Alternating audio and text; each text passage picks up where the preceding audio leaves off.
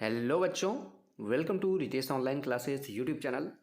बच्चों, आप सभी का आज की इस एनसीईआरटी की वीडियो में एक बार फिर से बहुत बहुत स्वागत है। आज की इस वीडियो में यहाँ पे मैं आप लोगों के लिए लेके आया हूँ क्लास 6 का यानी कि कक्षा 6 का आप लोगों के लिए जो आपकी बुक है हमारे अतीत यानी कि इतिहास की जो बुक है उसका अध्याय 1 चैप्टर 1 जिसका नाम है क्या कब कहाँ और कैसे। अगर आप लोग क्लास 6 से लेके क्लास 12 के बच्चे हैं या फिर आप लोग किसी भी कंपटीशन की तैयारी कर रहे हैं जैसे एसएससी की, रेलवे की, बैंकिंग की, किसी भी टीचिंग एग्ज़ाम की जहाँ पे आप लोगों को एनसीईआरटी का क्वेश्चन पूछने को वहाँ पे देखने को मिलता है। किसी भी एग्ज़ाम में आप जाएंगे कंपटीशन के एग्ज़ाम में तो वहाँ पे भी आप लोगों को एनसीईआरटी के क्वेश्चन देखने को मिलते हैं, बुक से डायरेक्ट क्वेश्चन पूछ लिया जाता है। उसके लिए भी आप लोग डिटेल से वीडियो देखिएगा, आप लोगों को एक एक चीज़ यहाँ पर समझाई जाएगी, ठीक है। और मेरे समझाने का तरीका यही है कि मैं एक एक चीज़ पढ़ूंगा, उसके बाद वहाँ पे जो पॉइंट इंपॉर्टेंट होगा वो सारी चीज़ें वहाँ पे एक्सप्लेन करूँगा, जिसकी वजह से हो सकता है थोड़ी बड़ी वीडियो हो जाए, लेकिन आपका चैप्टर देखने के बाद, वीडियो देखने के बाद आप लोगों को कोई भी पॉइंट नहीं बचने वाला है। तो चलिए देर नहीं करते हैं, स्टार्ट करते हैं वीडियो। अगर वीडियो अच्छी लगे तो प्लीज़ वीडियो को लाइक करिएगा और ऐसी वीडियो डेली बेसिस पे देखने के लिए आप लोग नीचे सब्सक्राइब बटन है वीडियो के, उस पर क्लिक करके सब्सक्राइब कर लीजिए, साथ ही साथ बेल आइकन जरूर दबा के रखिए। तो चलिए स्टार्ट करते हैं। पहला अध्याय क्या कब कहाँ और कैसे। रसीदा का यहाँ पे सवाल है, एक लड़की है रसीदा, वो यहाँ पे उसको दिखाया गया, वो यहाँ पे सवाल पूछती है। रसीदा बैठी अखबार पढ़ रही थी, अचानक उसकी निगाह एक सुर्खी पर पड़ी। 100 साल पहले। वह सोचने लगी कि यह कोई कैसे जान सकता है कि इतने वर्षों पहले क्या हुआ था। ठीक है, इस चैप्टर में यही चीज़ें बताई गई हैं कि पहले के लोग कैसे चीज़ों को संग्रह करते थे, कैसे चीज़ें जाना करते थे पहले के बारे में। अगर आपको 100 साल पहले की चीज़ें देखनी है, समझनी है, पढ़नी है तो उसको कैसे आप समझ सकते हैं, ये सारी चीज़ें इस चैप्टर में आपको समझने को मिलेगा। कैसे पता लगाएं, यह जानने के लिए कि कल क्या हुआ था। आप लोग रेडियो सुन लेते हैं, टीवी देख लेते हैं, आजकल तो सोशल मीडिया से भी आपको न्यूज़ मिल जाती है, फिर अखबार पढ़ सकते हो, ठीक है, ये सारी चीज़ें देख सकते हैं। साथ ही यह जानने के लिए कि पिछले साल क्या हुआ था। तुम किसी ऐसे व्यक्ति से बात कर सकते हो जिसे उस समय की स्मृति हो, यानी कि ज्ञान हो, उस समय का याद हो, उस 1 साल पहले की चीज़ों को वो व्यक्ति बता सकता है आप लोगों को जो 1 साल पहले की चीज़ों को याद रखा हो। लेकिन बहुत पहले क्या हुआ था यह कैसे जान सकते हैं। 100 साल पहले अगर किसी को पूछ लेंगे तो बहुत कम व्यक्ति बचे होंगे 100 साल पहले के समय। अतीत के बारे में हम क्या जान सकते हैं, ये बताया जा रहा है कि अतीत के बारे में हम क्या जान सकते हैं। अतीत के बारे में बहुत कुछ जाना जा सकता है, जैसे लोग क्या खाते थे, कैसे कपड़े पहनते थे, किस तरह के घरों में रहते थे। हम आखेटकों, जिनको शिकारी कहते हैं, शिकारियों को आखेटक कहते थे ना, पशुपालकों, कृषकों, शासकों, व्यापारियों, पुरोहितों, शिल्पकारों, कलाकारों, संगीतकारों या फिर वैज्ञानिकों के जीवन के बारे में जानकारी हासिल कर सकते हैं। यही नहीं, हम यह भी पता कर सकते हैं कि उस समय बच्चे कौन से खेल खेलते थे, कौन सी कहानियाँ सुनते थे, कौन से नाटक देखा करते थे और फिर कौन कौन से गीत गाते थे। ठीक है, ये सारी चीज़ें आप आराम से, आसानी से जान सकते हैं। लोग कहाँ रहते थे, सबसे पहले ये देखते हैं। अभी मानचित्र दिखाते हैं आगे आपको। मानचित्र 1 पृष्ठ 2 में नर्मदा नदी का पता लगाओ। कई लाख वर्ष पहले से लोग इस नदी के तट पर रहते हैं। यहाँ रहने वाले आरंभिक लोगों में से कुछ कुशल संग्राहक थे जो आसपास के जंगलों की विशाल संपदा से परिचित थे। अपने भोजन के लिए वे जड़ों, फलों तथा जंगल के उत्पाद यहाँ अन्य उत्पादों का यहीं से संग्रह किया जाता था। वे जानवरों का आखेट करते थे, यानी कि उनका शिकार करते थे। आखेट मतलब शिकार, आखेटक मतलब शिकारी, ठीक है। उसके बाद अब तुम उत्तर पश्चिम की सुलेमान और किरथर पहाड़ियों का पता लगाओ। पहले नर्मदा नदी का लगाना था, अब आपको यहाँ पे 2 चीज़ और बताई गई है, सुलेमान और किरथर पहाड़ी का पता लगाना है आपको उत्तर पश्चिम में जो है। इसी क्षेत्र में कुछ ऐसे स्थान हैं जहाँ लगभग 8000 वर्ष पूर्व स्त्री पुरुषों ने सबसे पहले गेहूँ तथा जौ जैसी फसलों को उपजाना आरंभ किया था। उन्होंने भेड़, बकरी और गाय बैल जैसे पशुओं को पालतू बनाना शुरू किया। ये लोग गाँव में रहते थे। पूर्व या उत्तर पूर्व में गारो तथा मध्य भारत में विंध्य पहाड़ियों का पता लगाओ। ये कुछ अन्य ऐसे क्षेत्र थे जहाँ कृषि का विकास हुआ। जहाँ सबसे पहले चावल उपजाया गया, वे स्थान विंध्य के उत्तर में स्थित है, ठीक है। अब यहाँ पे देखिए, थोड़ा सा जूम आउट कर देता हूँ जिससे आपको देखने में आसानी होगी। भारत का देखिए नक्शा, जो पहले पूरा भारत हुआ करता था उसका नक्शा दिखाया गया है। यहाँ पे देखिए गारो पहाड़ियाँ हैं, विंध्य पहाड़ियाँ आपको पता है बीच में है यहाँ पे, ठीक है। ये हो गया। उसके बाद यहाँ पे आपसे क्या कहा गया था, नर्मदा नदी के बारे में कहा गया था। तो यहाँ पे सारी चीज़ें आप इस फिगर के माध्यम से आप देख सकते हैं, ठीक है। सारी नदियों के बारे में दिखाया गया। देखिए यहाँ पे कावेरी नदी है, पेन्नार नदी है, तुंगभद्रा है, पश्चिमी घाट है, ये पूर्वी घाट है, दक्कन का पठार है, यहाँ पे गोदावरी नदी है, ताप्ती नदी है, सतपुड़ा नदी है, नर्मदा नदी यहाँ पे है, विंध्य पर्वत से पहाड़ियों के नीचे से, जो आपको कहा गया था कि नर्मदा नदी के बारे में देखने के लिए, ठीक है। ये हो गया। उसके बाद ऊपर की तरफ चलेंगे तो यहाँ पे जो झेलम, चेनाब, रावी, सतलज, व्यास, ये नदियाँ हैं, 5 नदियाँ जाती हैं जो सिंधु बन के वापस यहाँ पे नीचे जाती है अरब सागर में। ये सारी चीज़ें यहाँ पे दिखाई गई हैं, ठीक। इसको देख लीजिएगा आप लोग। बढ़ते हैं आगे की तरफ। मानचित्र पर सिंधु तथा इसकी सहायक नदियों का पता लगाने का प्रयास करें। अभी मैंने आपको दिखाया ना 5 नदियाँ ऊपर की तरफ। सहायक नदियाँ उन्हें कहते हैं जो एक बड़ी नदी से में मिल जाती हैं। लगभग 4700 वर्ष पूर्व इन्हीं नदियों के किनारे कुछ आरंभिक नगर फले फूले। गंगा व इनकी सहायक नदियों के किनारे तथा समुद्र तटवर्ती इलाकों में नगरों का विकास लगभग 2500 वर्ष पूर्व यहाँ पे हुआ था। यहाँ पे इसको आपको देखना है तो यह देख सकते हैं मानचित्र 1 में दक्षिणी एशिया, आधुनिक भारत, पाकिस्तान, बांग्लादेश, नेपाल, भूटान और श्रीलंका, ठीक है। और अफगानिस्तान, ईरान, चीन तथा म्यांमार आदि पड़ोसी देशों को दर्शाता है। दक्षिणी एशिया एक महाद्वीप से छोटा है, लेकिन विशालता तथा बाकी एशिया में से समुद्री और पहाड़ियों तथा पर्वतों में से बटे होने के कारण इसे प्रायः उपमहाद्वीप कहा जाता है। अब यहाँ पे देखिए इसके बारे में बताया गया, ये इंपॉर्टेंट है।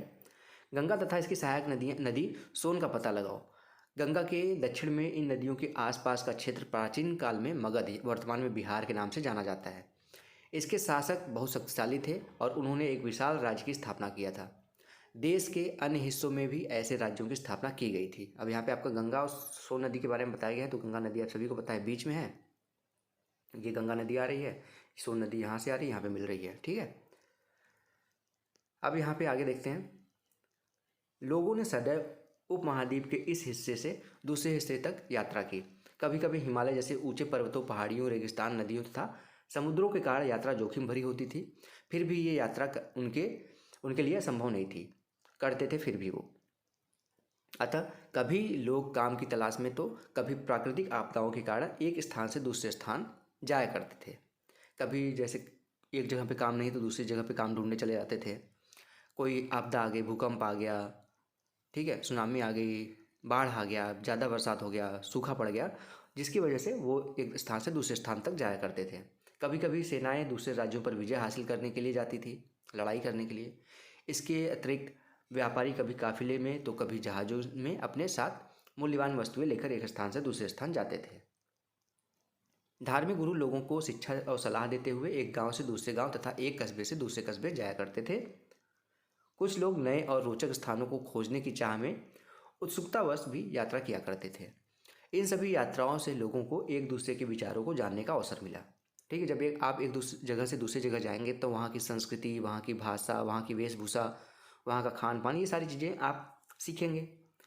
आज लोग यात्राएं क्यों करते हैं? पहले तो इन चीज़ों के लिए करते थे, अब यात्राएं क्यों करते हैं?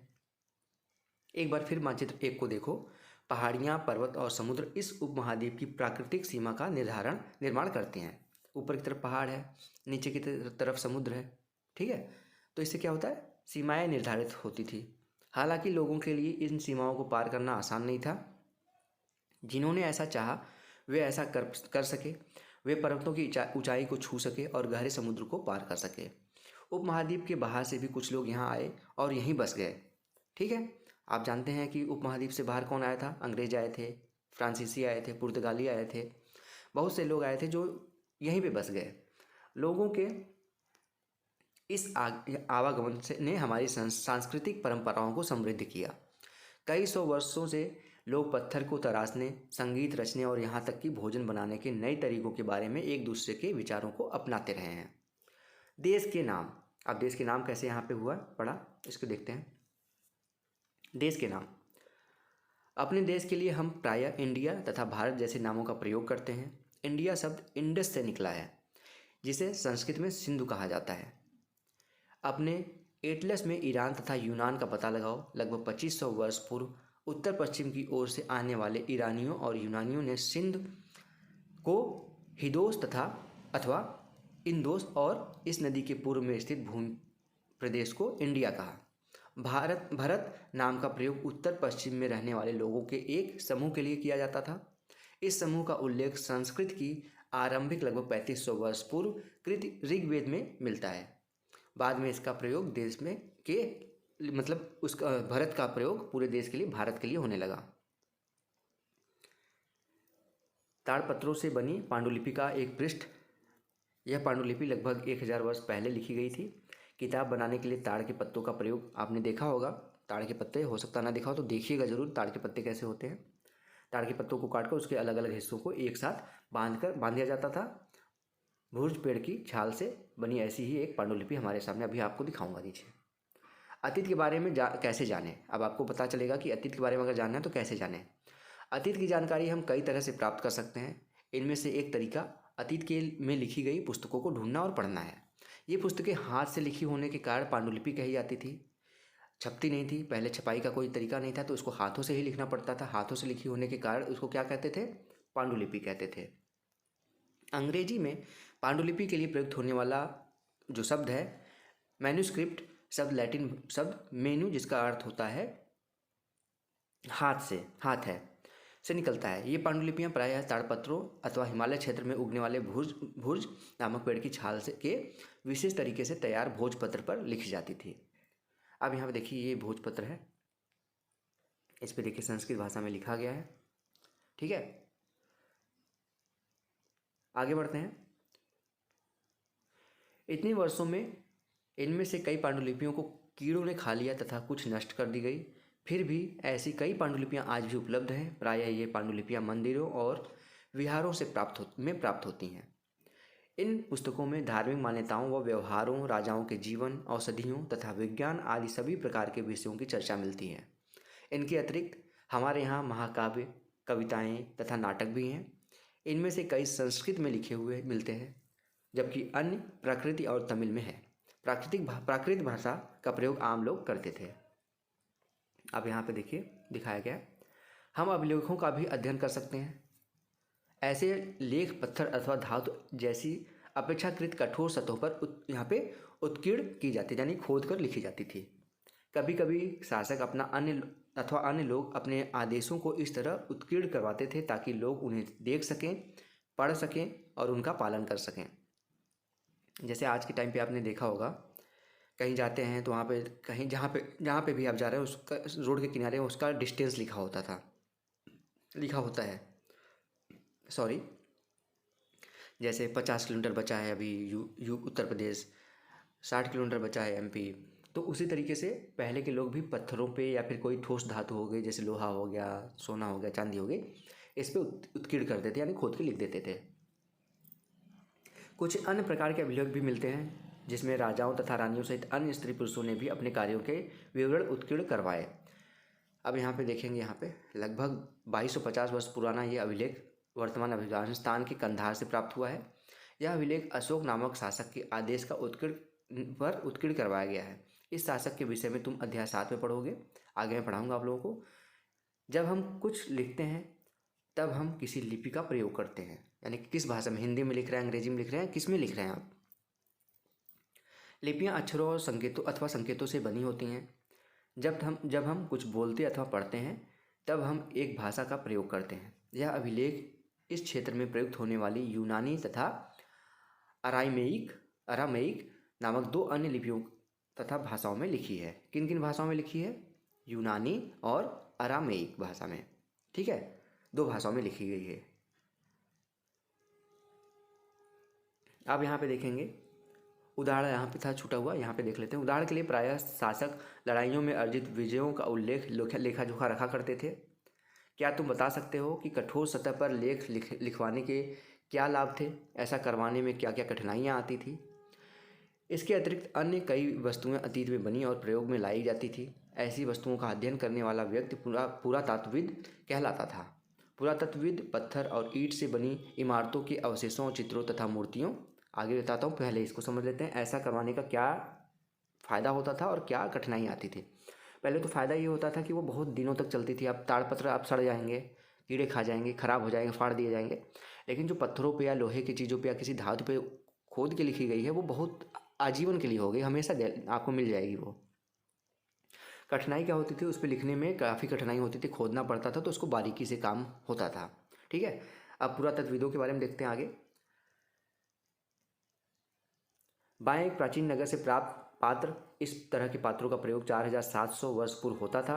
दाएं एक पुराना चांदी का सिक्का है, इस तरह के सिक्कों का प्रयोग लगभग 2500 वर्ष पूर्व होता था। हमारे द्वारा आज प्रयोग में आने वाले सिक्कों से यह सिक्का कैसे भिन्न है। अब यहाँ देखिए ये पात्र है, ये सिक्के हैं। ठीक है, क्या का अध्ययन करते थे, चित्रों का अध्ययन करते थे। वे औजारों, हथियारों, बर्तनों, आभूषणों तथा सिक्कों की प्राप्ति के लिए छानबीन तथा खुदाई भी करते थे।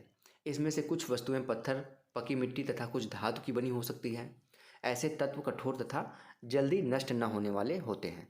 पुरातत्वविद जानवरों, मछलियों, चिड़ियों तथा हड्डियों को ढूंढते हैं। इससे उन्हें यह जानने में मदद मिलती है कि अतीत के लोग क्या खाते थे। वनस्पतियों के अवशेष बहुत मुश्किल से बच पाए हैं, क्योंकि वो तो सड़ गल के ख़त्म हो जाती हैं। यदि अन्न के दाने अथवा लकड़ी के टुकड़े जल जाते हैं तो वे जले हुए रूप में बचे रहते हैं। क्या पुरातत्वविदों को बहुधा कपड़े के अवशेष मिले होंगे? तो कपड़े तो आप सभी को पता है सड़ जाएंगे। पांडुलिपियों, अभिलेखों तथा पुरातत्वविदों से ज्ञात जानकारियों के लिए इतिहासकार प्रायः स्रोत का शब्द यूज करते हैं या प्रयोग करते हैं, स्रोत। ठीक है, इतिहासकार उन्हें कहते हैं कि जो अतीत का अध्ययन करते हैं, स्रोत से प्राप्त होते ही अतीत के बारे में पढ़ना बहुत रोचक हो जाता है, क्योंकि इन स्रोतों की सहायता से हम धीरे धीरे अतीत का पुनर्निर्माण करते हैं। अतः इतिहासकार तथा पुरातत्वविद उस जासूस की तरह हैं जो इन सभी स्रोतों का प्रयोग सुराग के रूप में कर अतीत के बारे में जानने का प्रयास करते हैं। अतीत एक या अनेक, यानी कि अतीत एक है या फिर कई अतीत हैं आपके। क्या तुमने इन पुस्तक के शीर्षक हमारे अतीत पर ध्यान दिया है? यहाँ अतीत शब्द का प्रयोग बहुवचन के रूप में किया गया है। ऐसा इस तथ्य की ओर ध्यान दिलाने के लिए किया गया है कि अलग अलग समूहों के लोगों के लिए इस अतीत के अलग अलग मायने हैं। उदाहरण के लिए पशुपालकों अथवा कृषकों का जीवन राजाओं और रानियों के जीवन से तथा व्यापारियों का जीवन शिल्पकारों के जीवन से बहुत भिन्न था, यानी अलग था। जैसा कि हम आज सभी देख रहे हैं, उस समय भी देश के अलग अलग हिस्सों में लोग अलग अलग व्यवहारों और रीति रिवाजों का पालन करते थे। उदाहरण के लिए आज अंडमान द्वीप के अधिकांश लोग अपना भोजन मछलियाँ पकड़कर, शिकार करके तथा फल फूल के संग्रह द्वारा प्राप्त करते हैं। इसके विपरीत शहरों के लोग, रहने वाले लोग खाद्य आपूर्ति के लिए अन्य व्यक्तियों पर निर्भर करते हैं। वो तो खेती कर नहीं पाते क्योंकि वहाँ पे ज़मीन की उपलब्धता नहीं होती। इस तरह के भेद अतीत में भी विद्यमान थे। इसके अतिरिक्त एक अन्य तरह का भेद है, उस समय शासक अपनी विजयों का लेखा जोखा रखते थे। यही कारण है कि हम उन शासकों तथा उनके द्वारा लड़ी जाने वाली लड़ाइयों के बारे में काफ़ी कुछ जानते हैं, जबकि शिकारियों, मछुआरों, संग्राहक, कृषक तथा पशुपालक जो थे, जैसे आम जो आदमी थे, प्रायः उनके कार्यों का लेखा जोखा नहीं होता, क्योंकि वो अपने कार्यों को नहीं लिखवाते थे, नहीं संग्रह करते थे उसका, तो उसके बारे में कम जानकारी है। राजाओं के बारे में ज़्यादा जानकारी है। पुरातत्व की सहायता से हमें उनके जीवन को जानने में मदद मिलती है, हालांकि अभी भी इसके बारे में बहुत कुछ जानना शेष है। तिथियों का मतलब, आप सभी ने डेट देखा होगा, 200 ईसा वर्ष पूर्व, 2000 ईसा वर्ष पूर्व, तो उसका मतलब क्या है? अगर कोई तुमसे तिथि के विषय में पूछे तो तुम शायद उस तिथि, दिन का तारीख, माह, वर्ष, जैसे कि 2000 या इसी तरह का कोई और वर्ष बताओगे। वर्ष की यह गणना ईसाई धर्म प्रवर्तक ईसा मसीह के जन्म की तिथि से की जाती है। अतः 2000 वर्ष कहने का तात्पर्य ईसा मसीह के जन्म के 2000 वर्ष के बाद से है। ईसा मसीह के जन्म के पूर्व की सभी तिथियां ईसा पूर्व, ईसा से पहले के रूप में जानी जाती हैं। इस पुस्तक में हम 2000 को अपना आरंभिक बिंदु मानते हुए वर्तमान से पूर्व की तिथियों का उल्लेख करेंगे। एक होता है ईसा पूर्व और एक होता है ईसा पूर्व, यानी कि ईसा मसीह के जन्म के बाद। ठीक है, इतिहास और तिथियां, अंग्रेजी में BC, बिफोर क्राइस्ट जिसको कहते हैं। ठीक है, हिंदी में ईपू यानी कि ईसा पूर्व। कभी कभी तुम तिथियों से पहले AD, ठीक है, जिसको कहते हैं एनो डोमिनी, हिंदी में लिखा जाता है। एनो डोमिनी नामक 2 लैटिन शब्दों से बना है। इसका तात्पर्य ईसा मसीह के जन्म के वर्ष से है। कभी कभी AD की जगह CD तथा BC की जगह BCE का प्रयोग होता है। CD अक्षरों का प्रयोग कॉमन एरा तथा BCE बिफोर क्राइस्ट एरा के लिए किया जाता है। हम इन शब्दों का प्रयोग, इन सब का जो यहाँ पे फुल फॉर्म दिया ना, इसको याद कर लीजिएगा, ये काफ़ी इंपॉर्टेंट है। एनो डोमिनी AD का फुल फॉर्म है, BCE बिफोर कॉमन एरा, ठीक है, CE कॉमन एरा, इन सबको आप याद कर लीजिएगा। देख लीजिएगा एक बार। हम इन शब्दों का प्रयोग इसलिए करते हैं क्योंकि विश्व के अधिकांश देशों में अब इस कैलेंडर का प्रयोग सामान्य हो गया है। भारत में तिथियों के इस रूप का प्रयोग लगभग 200 वर्ष पूर्व आरंभ हुआ था। कभी कभी अंग्रेज के बीपी अक्षरों का प्रयोग करते थे, जिसका तात्पर्य बिफोर प्रेजेंट, वर्तमान से पहले है। पृष्ठ 3 पर 2 तिथियां हैं, उनका पता लगाओ। इनके लिए तुम किस अक्षर का प्रयोग करोगे? कल्पना करो। यहाँ पे देखिए अब आ गया है, क्या आपने क्या देखा है। तुम्हें एक पुरातत्वविद का साक्षात्कार लेना है। तुम उन 5 प्रश्नों की एक सूची तैयार करो जिन्हें तुम पुरातत्वविदों से पूछना चाहोगे। उपयोगी शब्द है, देखिए यहाँ पे जैसे कुछ शब्द हैं यहाँ पे, यात्रा के लिए, पांडुलिपि, अभिलेख, पुरातत्व, इतिहासकार, स्रोत, अज्ञात लिपि, अर्थ निकालना। ये सारे शब्द आपने आज के चैप्टर में सीखा है।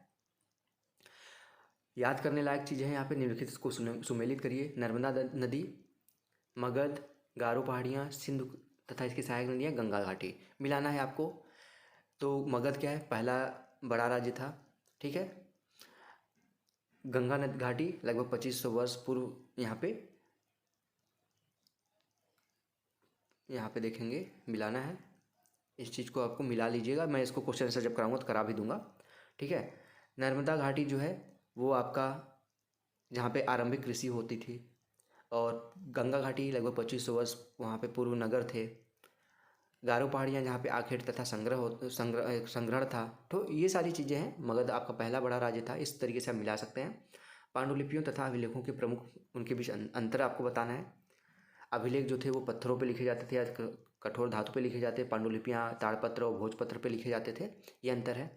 और ये सारे क्वेश्चन जो मेरे नीचे हैं अभ्यास के, ये सारी चीज़ें मैं आप लोगों को जब क्वेश्चन आंसर की वीडियो इसका लाऊंगा तब उसमें आपको सब यहाँ पे एक एक क्वेश्चन करा दूंगा। तो आप लोग ज़रूर बताइएगा आप लोगों को वीडियो कैसी लगी। आप लोगों के लिए इतनी मेहनत की जा रही है तो वीडियो को लाइक ज़रूर करिएगा। और अगर ऐसी वीडियो डेली बेसिस पे देखनी है तो Ritesh online classes YouTube channel को सब्सक्राइब कर लीजिए। वीडियो के नीचे सब्सक्राइब बटन होगा, उस पर क्लिक करके सब्सक्राइब कर लीजिए, क्योंकि यहाँ पे एक भी चीज़ छोड़ी नहीं जाएगी, एक एक चीज़ पढ़ाई जाएगी आप लोगों को। ठीक है दोस्तों, मिलते हैं नेक्स्ट वीडियो में, तब तक के लिए आप सभी का बहुत बहुत धन्यवाद। जय हिंद, वंदे मातरम।